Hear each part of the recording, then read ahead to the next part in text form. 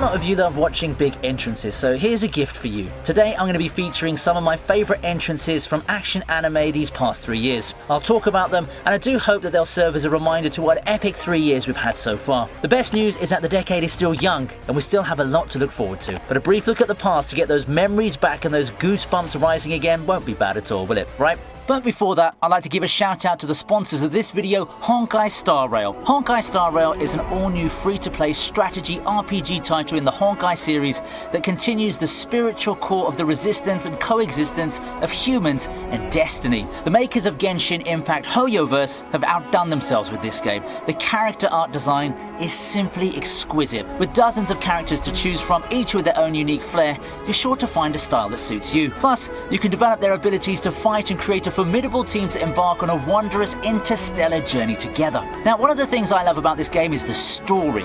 It really is compelling. You'll step onto the interstellar Astral Express and meet new acquaintances, each with their own backstory. And the cutscenes are top-notch, with professional cinematography and animation direction that gives you the same level of experience as a top-notch anime or TV series. With a star-studded voice cast and availability in 4 languages, you'll feel fully immersed in this rich world.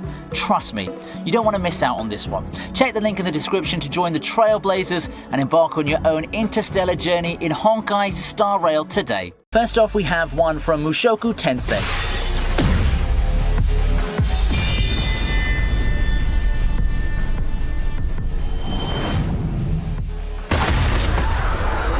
It's been a hot while since I talked about Mushoku Tensei, right? It's definitely a contender for Anime of the Year when it first aired, and it owes that distinction to its great adaptation. And moments like these early on are the ones that help prove the point. What a way to make a first impression for Ghislaine, though. We don't know much about her prior to this moment, but come on, we all knew that there's something awesome about her. And we didn't get let down, not even a single bit. I gotta say, I loved how the entire scene was executed, from the build-up to the actual flashy entrances. Ghislaine makes short work of the kidnappers, and the anime team really made it a point to drive home how it's just another day for her. And at the end of the day, she makes a beautiful mess out of it, and these few seconds did so much in showing us a lot about her character and what she brings to the table. Ghislaine would prove to be a valuable ally, and it's this first major appearance that prepared us for that.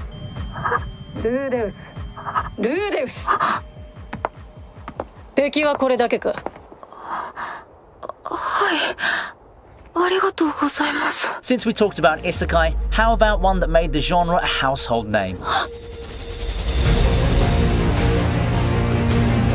Alicization arc had its grand finale last 2020, and what more could you ask for than Kirito's glorious return? After being sidelined for an entire core, he finally made his return in a big way. I feel that the actual awakening is good, and so was his appearance in the after story in space. I was seriously giving those some considering, but how can you say no to how he saved Alice and the dragons, all while standing like a boss, ready to take on the final boss of the arc? It's one of the more hype moments in the second part of Alicization's War of Underworld. Maybe a tie or second only to Kirito saving Asuna in the form of activating Yu-Gi-Oh's sword an episode ago. And while it may be purely coincidental, the way Kirito floated in the air there really gave me flashbacks to Naruto returning in Sage form. Don't you agree? That's the Kirito SAO fans have grown to love. Confident, badass, and ready to take on even the greatest challenges, even when the odds don't favor him. And against such a godlike opponent like Subtilizer, he needed all the help he could get. Subaru has never looked as cool as he did towards the final of ReZero Season 2.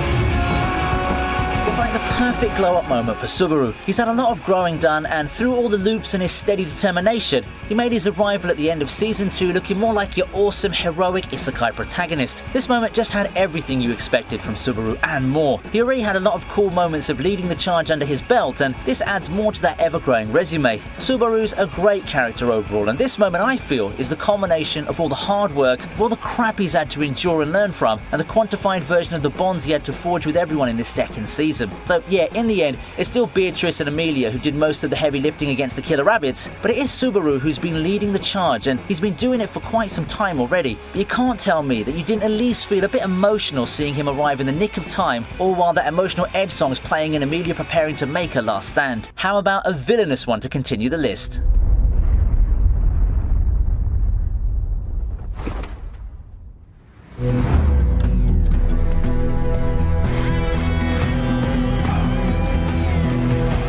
The best villains are known to strike when the heroes are most vulnerable, and that's just what Akaza did when he made his heart-pounding entrance. Our heroes just had the fight of their lives against Enmu, and in comes an even stronger foe ready to pick up the pieces. Whether it's the movie version or the TV version, both entrances do an excellent job in giving the audience a huge swerve. Just when you think the climax is over, it turns out it's just the beginning. Akaza's first appearance is so on point, with it being slow, dramatic, and even haunting. You just knew that there was no way the good guys were going to come out of this one unscathed. And yet Rengoku puts up a great fight, giving us the true climactic ending that people will always remember. Seriously, I mean, just look around you. How many people remember the Enmu fight over this spectacle, one which also serves as a great farewell for a character we barely knew but have also grown to like over the course of an hour or just a couple of minutes? Definitely a villain entrance done right.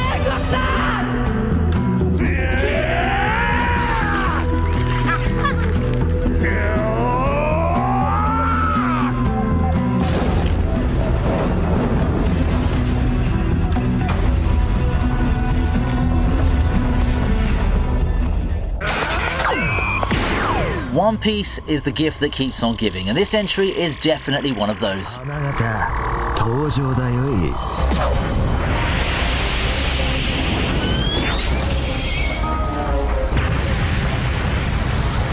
I've often featured One Piece on this channel.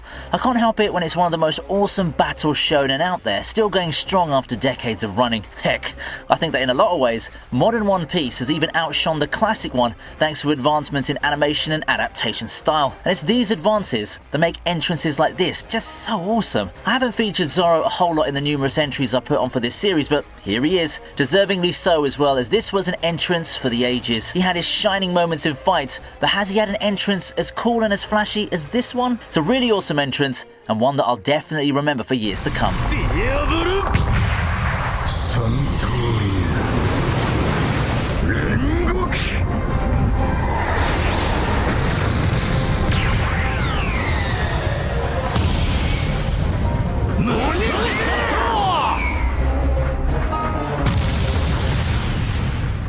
If you like this video so far, make sure to leave a like and subscription while you're at it. It takes just a few seconds and you'll be helping out the channel a lot. Thank you. Black Clover ended in a victorious fanfare as an anime, and along the way, it brought us even more cool entrances.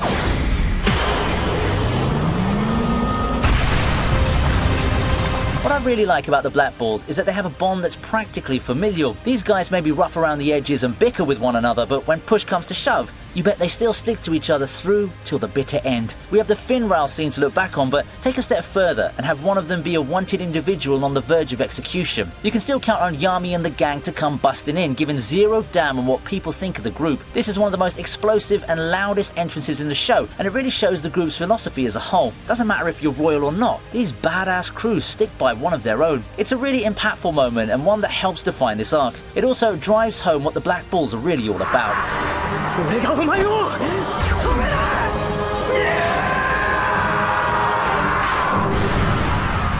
Attack on Titan is about to reach its grand conclusion, and I'd like to take this time to look back at one of the best moments from a recent season.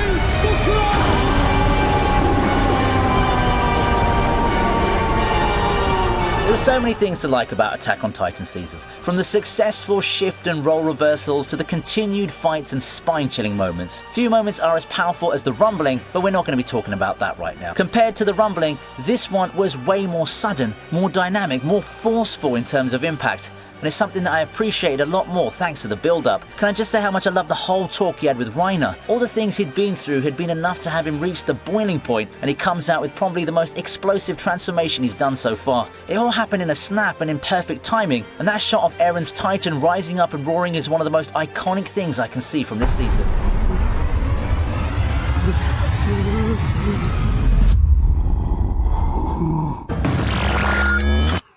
One long-running series that did end was JoJo, and with its Stone Ocean came a nostalgic return.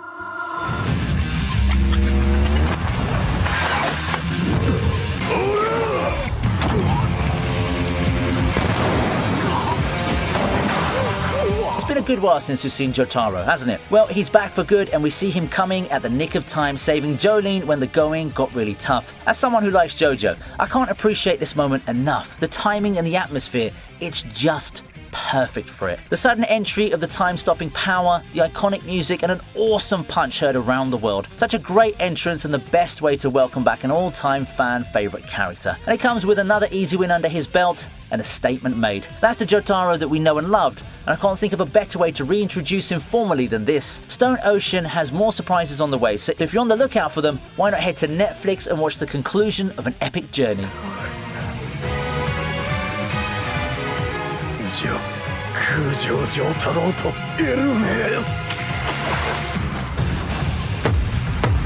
Bleach made its comeback, and it's one of the best returns in shonen anime history.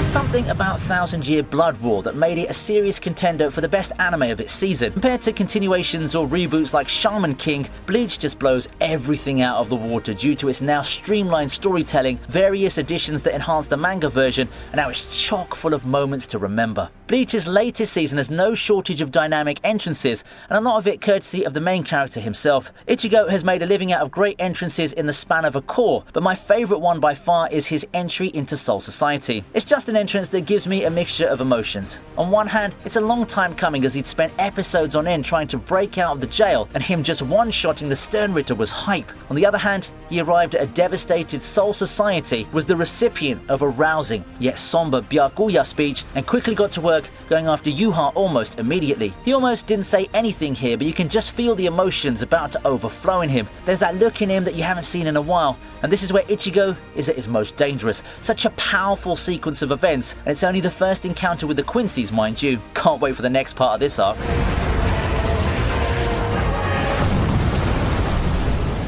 And it's nice to finish off with what people can say to be Bleach's spiritual successor, Jujutsu Kaisen.